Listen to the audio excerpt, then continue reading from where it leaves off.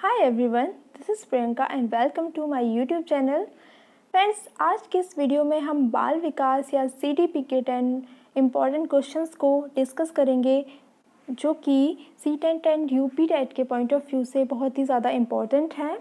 अगर आप पेपर 1 या 2 किसी की भी प्रिपरेशन कर रहे हैं तो ये क्वेश्चन आपके लिए बहुत ही हेल्पफुल होने वाले हैं। फ्रेंड्स, आज जो हमने यहाँ पर 10 प्रश्न रखे हैं वो है शैशवावस्था में होने वाले शारीरिक और मानसिक विकास से रिलेटेड।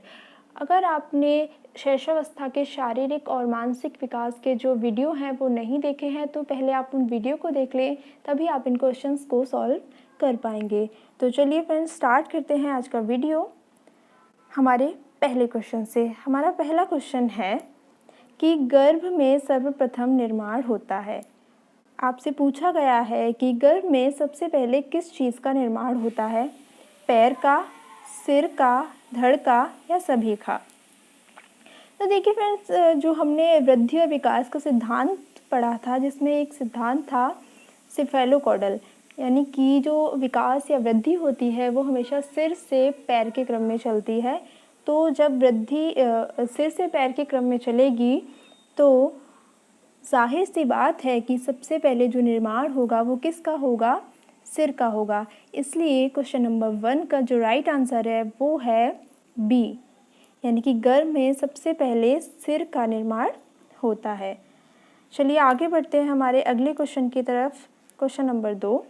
क्वेश्चन नंबर 2 कहता है कि बालक के सिर का एवं मस्तिष्क का सर्वाधिक विकास किस अवस्था में होता है? बालक के सिर का और मस्तिष्क का विकास किस अवस्था में होता है, ये आपसे पूछा गया है। क्या वो प्रौढ़ावस्था में होता है, शैशवावस्था में, बाल्यावस्था में या किशोरावस्था में? तो देखिए दोस्तों, शैशवावस्था में ही शारीरिक और मानसिक विकास दोनों तीव्र गति से होते हैं और सबसे अधिक होते हैं। इसलिए क्वेश्चन नंबर 2 का जो राइट आंसर होगा वो होगा ऑप्शन बी, शैशवावस्था। बालक के सिर और मस्तिष्क का सबसे अधिक विकास शैशवावस्था में होता है। फ्रेंड्स, अभी तक अगर आपने चैनल को सब्सक्राइब नहीं किया है तो प्लीज़ चैनल को सब्सक्राइब कर ले ऐसी ही और वीडियोस के लिए।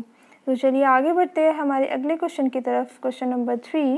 क्वेश्चन नंबर 3 कहता है कि जन्म के समय शिशु के शरीर में हड्डियाँ होती हैं।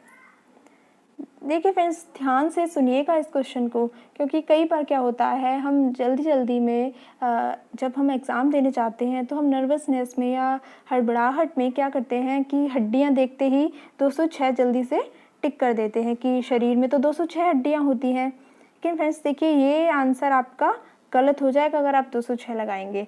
इसीलिए अगर आपने शैशवावस्था का शारीरिक विकास वाला वीडियो नहीं देखा है तो पहले आप उसे ध्यान से देख ले कि जन्म के समय शिशु के शरीर में 270 हड्डियां होती हैं। कितनी हड्डियां होती हैं? 270 हड्डियां होती हैं। और बाद में 206, जैसे जैसे शिशु बड़ा होता है तो 206 रह जाती हैं। क्यों? क्योंकि जो हड्डियां होती हैं वो आपस में जुड़ जाती हैं और हड्डियों के इस जुड़ने की इस प्रक्रिया को अस्थिकरण के नाम से जाना जाता है। तो आई होप आपको ये चीज़ अच्छे से समझ में आ गई होगी, तो आप इस चीज़ को ध्यान रखेंगे। चलिए आगे बढ़ते हैं क्वेश्चन नंबर 4 की तरफ। हमारा क्वेश्चन नंबर 4 कहता है कि बालक ज़मीन पर से अपनी पसंद की वस्तु को उठा लेता है। आपके अनुसार उस बालक की आयु क्या होगी? देखिए फ्रेंड्स, कोई भी बालक है, अगर वो ज़मीन पर अपनी पसंद की वस्तु पड़ी देखता है और उसे उठा लेता है तो उस बालक की आयु होगी 8 से 9 माह के बीच में। कितनी होगी? 8 से 9 माह के बीच में उस बालक की आयु होगी जो कि ज़मीन पर से अपनी पसंद की वस्तु को उठा लेता है। चलिए आगे बढ़ते हैं हमारे क्वेश्चन नंबर 5 की तरफ। क्वेश्चन नंबर 5 कहता है कि जन्म के समय शिशु के मस्तिष्क का भार होता है, यानी कि जब भी कोई शिशु जन्म लेता है तो उस समय उसके मस्तिष्क का भार कितना होता है? तो फ्रेंड्स देखिए, जन्म के समय शिशु के मस्तिष्क का जो भार होता है वो होता है 300 ग्राम। कितना होता है? 300 ग्राम जब एक शिशु जन्म लेता है।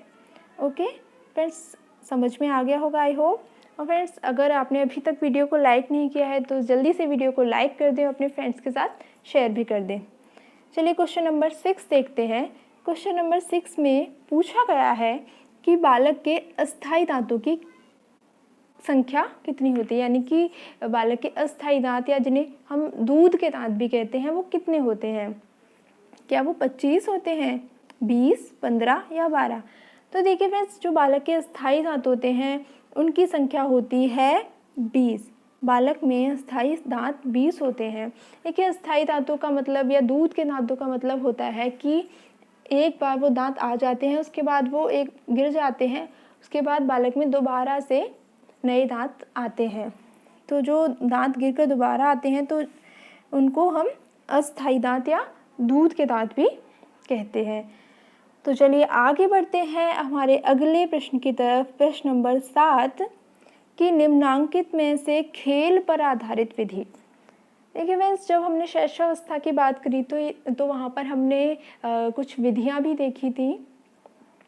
उन्हीं में से एक विधि थी किंडरगार्टन विधि, जो कि शैशवावस्था के बालकों को पढ़ाने के लिए सबसे उत्तम विधि है।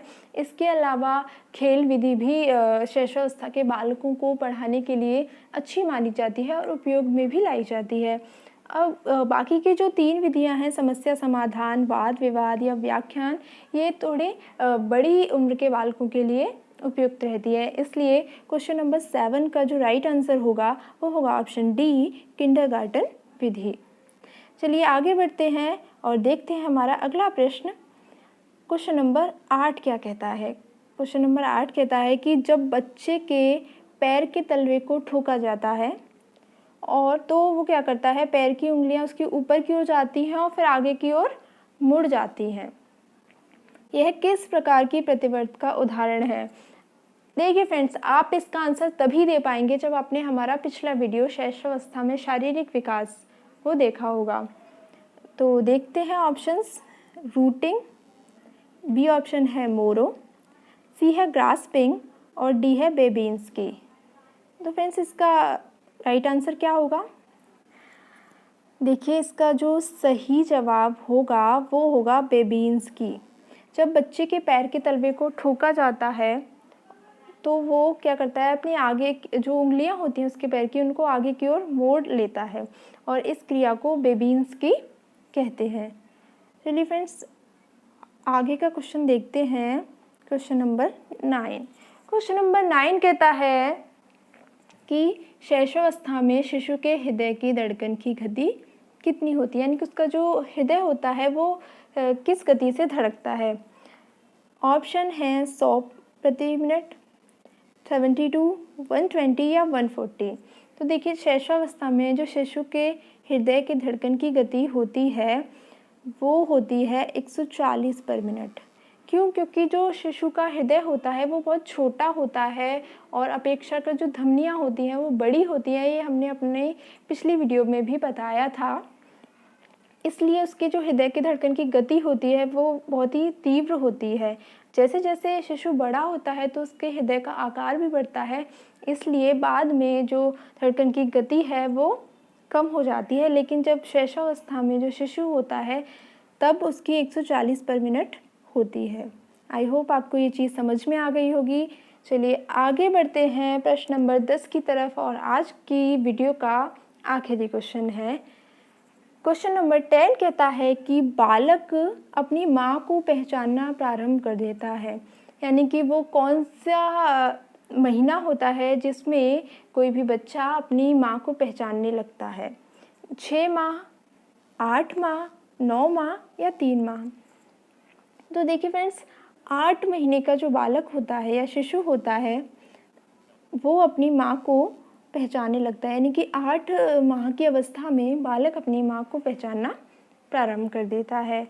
तो ये चीज़ आप ध्यान में रखिएगा।